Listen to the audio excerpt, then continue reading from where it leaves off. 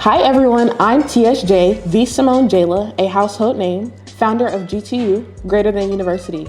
My brand is all about inspiring people to be greater than where they are, and today we're celebrating that same spirit with entrepreneurs who are out here hustling and grinding for the love of business. I've invited some amazing guests to share their stories, their struggles, and what drives them to keep them going. So let's get into it. Hey, so tell me about yourself. I'm Chris Shayla Reed. Some people call me KR, and I own Chris Shayla Co. Okay. Let's get into it. Chris Shayla Co? Yeah. I love that. Yeah. How'd you come up with the name? First of all, I really wanted my name to be my name because, well, let's get into the backstory. Yeah, exactly. It's very unique, but let's get into the backstory. So I had 3 brands so far. Okay. And which each brand or rebrand, I like elevate a little bit more.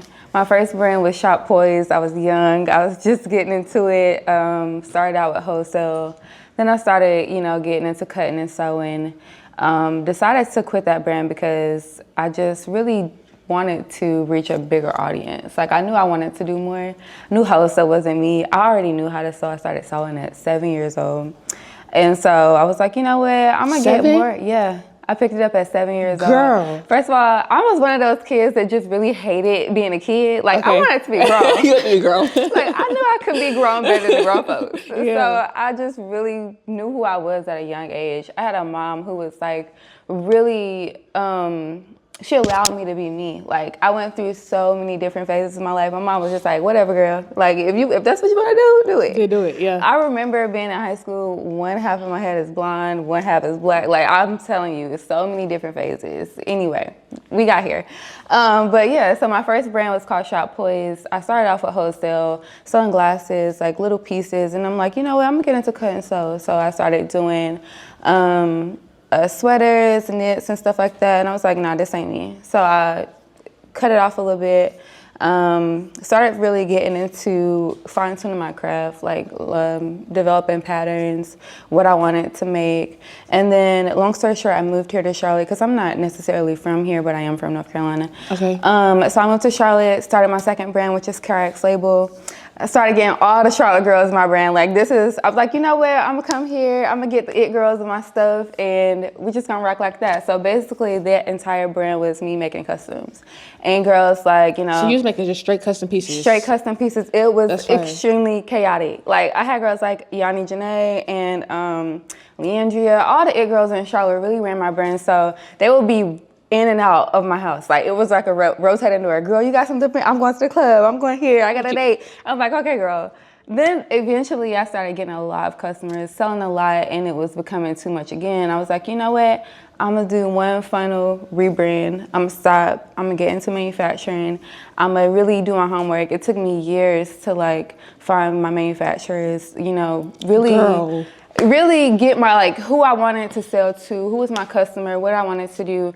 And so I stopped KRX Label, and it took me, I think I stopped KRX Label in 2020 or 2021. And then I rebirthed into or Chris Shayla Reed in 2023, and that's how that got started.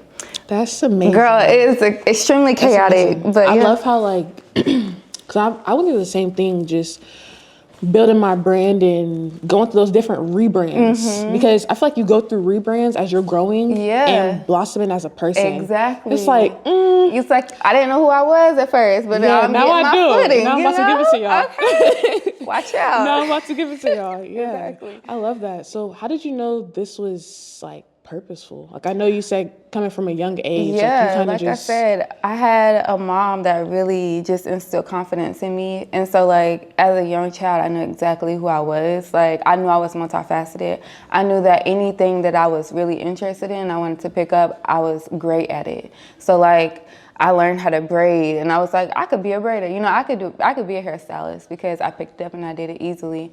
And I learned how to sew. One day, I started out hand sewing. One day, me and my mom went to the store, and I was like, I seen a needle and thread. And I don't know how or why. It's just the way my brain works. But anyways, I'm like, what's that? And she's like, it's a needle and thread. It's what she used to sew, whatever. And I was like, can you buy it for me?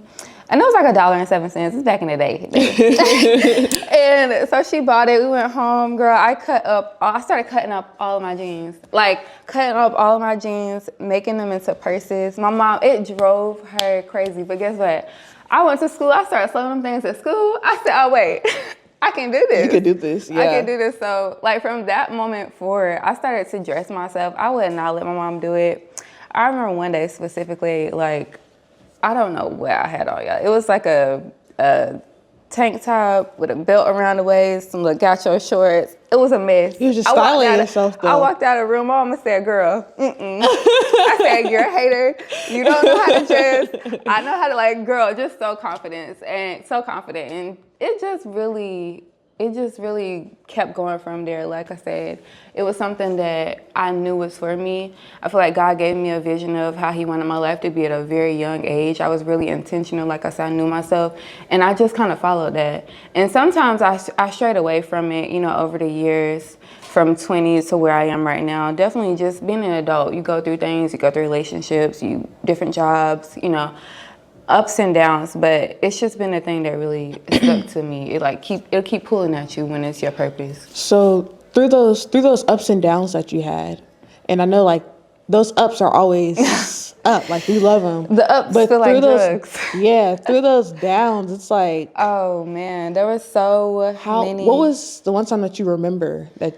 Like, girl, what pulled you out of that? Like, knowing that I have to do my brand, like I have to keep going. It's like I want it as bad as I want to breathe. Like, it's a part of who I am as a person. So like every day could be, it just depends on how you look at it when you're an entrepreneur. Every day could be good or it could be bad. Yeah. Because, well, I'm an entrepreneur, but I also, you know, I have a career. I work in control management. So my days never stop. I'm also a mom.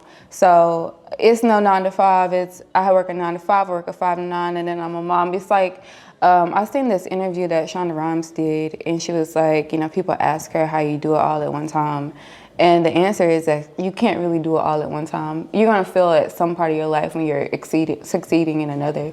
So I just have to do it. Like, I couldn't be me if I wasn't designing. Let me tell you something. I could go home right now. Somebody can invite me out for something tomorrow, and I'll go home right now. I'll build a pattern. I'll find the fabrics. I'll make it from scratch with my hands, and I'll walk outside, and people be like, damn, what you wearing? I'm like, I'm wearing me. If I can do that, I have to do it. Like, there is no other thing for me. So just that need, it keeps me going. I love that, to hear someone else, because I feel like I found my purpose and passion at a young age too, at 9. Yeah. So being so young, like God gave me vision. So I understand like everything you're saying right now. Yeah, and that's how God speaks to you. I mean, it's not gonna be like, oh, go do this. Like, you know, it's silent, it's subtle. And you just really gotta go with that when you feel it, like in your gut. You gotta know who you are. The world will try to change who you are. It'll try to make you feel like you aren't. And a lot of times when you're just getting started, you might come from nothing. Like me, I came from nothing, basically. And, you know, it feels like you're almost doing the impossible. Like everything in the world is actually going against you, and it is, because you're breaking curses. Like, you're doing something that hasn't been done. So of course it feels impossible. And I have to remind myself of that every day. Girl, I got mad last night. I'm like, I'm touching some money right now. I'm gonna be completely honest, but all of it is going back into my business because, like you said, the highs and the lows. We had an extremely good year in 2024, but 2024 is gone. So now I done hired a team, and we working, and okay, now we got this photo shoot, and we got this to roll out, and all the money is, I don't know. I got so being mad an entrepreneur last night because my birthday is coming up. I will have so much that I want to do for myself, and it's like the sacrifice is so, it's crazy. But anyways, I'm a rambler. No, you're good, but those sacrifices, you already know for a fact. Oh, like, man. They're going to be worth it. Like, you're going to be looking back like, for sure. I'm happy, 100%. And it's happy not that even... I made this move. Even though in the moment it just be like, like, that is so much. But God gave you these visions for a reason. For sure. He put your brand, your vision in your mind for a reason. Because you're a visionary. Exactly. At the end of the day. So. Yeah. For sure, and then another thing is that even the highs come with struggles. No, for sure. Like, you know, everybody's like, oh, I wanna sell da da da, and I wanna have da da da, but are you ready to package up 1,000 orders and have them out. And it's more than the physical aspect. It's customer mental. service, the returns, the people who, I'm an introvert. It's really hard for me to connect with people. I want to talk to people all the time. I feel like it drains my energy a lot. But, you know, my customers, they expecting me to perform. They don't care. They don't care that I got 2 kids driving me crazy. They don't care that I have a career. They don't care about any of that. So, you know, now I have employees. My employees don't care. You know, I have to just keep performing. And so even the highs come with a certain level of just sacrifice. It never stops. For the love of business. Okay. Okay. And I'm going to get a question. Let's see. How do you balance loving your business with the challenge? That's a good question. After we just talked about, how do you balance loving your business with the challenges that come with it? That kind of continues our conversation. Well, I feel like, you know, as people, we don't really experience or even give unconditional love. I feel like when you have something that is like almost a part of you, it teaches you unconditional love. So in the same way that I give myself grace or my kids grace, and I expect them to give me grace in return, I am that same way with my business. Like I said, I couldn't be half the mom that I am. I couldn't be half the woman if I wasn't able to express myself fully. So, you know, just learning that ain't nothing ever came easy to me. Nope. Nothing, not one thing. And I feel like for me, in order for my kids to not go through the same things that I went through, I'm gonna have to be the person that do it. So if I gotta lay it down and just thug it out, I'm gonna have to thug it out. Yeah. And your business is, people don't understand, like when you build a business, especially from scratch, from the ground up, it's like, it's a baby. No, you're birthing a baby. It's a baby, and you make so many mistakes. I have spent tens of thousands, maybe hell, we might be at 100 now, because it's been so long and so many brands just wasting, well, I look at it as wasting money now, but just making the wrong decisions. I tell myself all the time, like, I have to let God take control, because I've shown myself that if I get in the driver's seat, I drive 10,000 miles in the wrong direction. He was like, you're supposed to turn off. Girl, why are you here? Yeah, you're supposed to turn off. Like, 50 miles back. I swear to you, and then I'll be calling on God to come pick me up, because only He can bring me back, because I done went so far. So, you know, it's just so many detours. You just gotta keep going at the end of the day. Yeah, I feel like that's what it all comes back to. But honestly, you're going to go through stuff in life regardless. So whether you're going to do what it was intended for you to do, or you're going to do something else, you're going to either pursue your dreams, or you're going to help somebody else live their dreams. So that's how you got to look at it. And what made you fall in love with your business or the industry that you're in? I know you talked about growing up and being able to like dibble and dabble in the things that, you know, you love or brought you to being a creative. But when did you actually like fall in love? Like, dang, I could do this every day of my freaking life and be happy. Well, and you know, it's something I learned recently, just very recently actually, for me to be doing this for a long time. But it's a big difference between being a designer and being a business owner. Like, I've been a designer since I was 7 years old. My mama say that. But being a business owner, I'm not in love with my business. Like, I'm not in love with the industry. I'm in love with the talent that I have. I'm in love with creating things. That's where that passion and purpose comes in. So it's not about, for me, especially like until this moment right now, I'm just now starting to like my business. You know, that business get on my nerves. But the love is for me. You know, the love is for what the tools God gave me, and that's what it's about. I'm just now learning how to be a CEO. I'm just now learning how to talk to somebody when I don't feel like it. Because one thing about me, if I don't feel like it, it's hard for me to do something I don't feel like doing. So I'm just now learning how to be a CEO for real. That's amazing though to say. Again, because people don't know like what you have to go through as an entrepreneur. Yeah. But coming back to just the passion, like, again, without the passion of you doing it, I'm pretty sure it would not be what it is today. No. Without God giving you like purpose at a young age and you just wanting to do it, you're wanting to see what's next and wanting to excel, not only in yourself and grow as a person, but like within your business as well. Yeah, for sure. Like, I just want to be the best version of myself. And I feel like my brand, and I was telling my brand manager this, like, 'cause she was asking me, like, what is KR? And, like, why?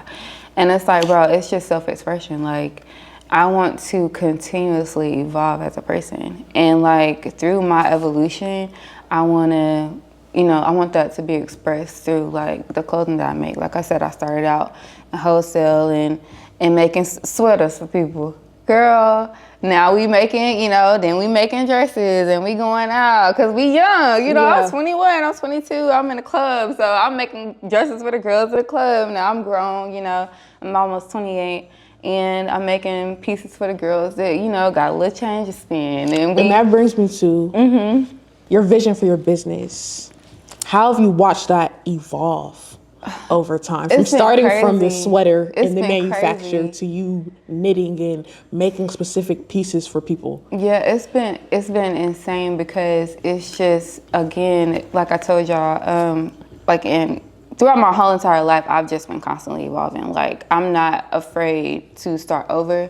I'm not afraid to mess up. I'm not afraid to look absolutely insane. Like, I proved that in high school. I used to go to school with fishnet stockings on and vintage shorts and a button-up shirt. Now I look at them pictures like, who let me do this? But it's insane to see how many rebirths you go through, like, as a person, and then how that is, flowing over into my business, because I am evolving. And I'm sorry if I'm rambling, but yeah. Okay, great. And I want you to give a piece of advice to an entrepreneur out there that may be looking up to you. A piece of advice. First of all, don't look up to me, look up to God. For sure. But a piece of advice is that it's gonna be hard either way. Life ain't supposed to be easy. But follow your passion. I don't like when people do things because they see somebody else do it and they like, oh, if she make money, I might can make $1. And the truth of the matter is that you probably could make $1. You know, be passion behind that, though. Because exactly, if you got a little bit of, you put an effort into something, you're bound to get that effort back. For sure. But that love for money or anything outside of the love for what you're actually doing, it's not going to be sustainable over time. You might make money today, but what's going to get you to those times where you want to quit? If it ain't love, then you ain't going to get through it. If it ain't like a respect or what you really want to do, you're not going to be able to continue to do it. So I just say follow your passions and let it guide you. That's all I got. Oh, I love that. Thank you for being here. Thank y'all for having me. And thank you all for tuning into this episode of For the Love of Business, brought to you by Greater Than University. We hope that these stories inspire you to chase your passions, overcome your struggles, and be greater than where you are today. Yeah. Thank you all.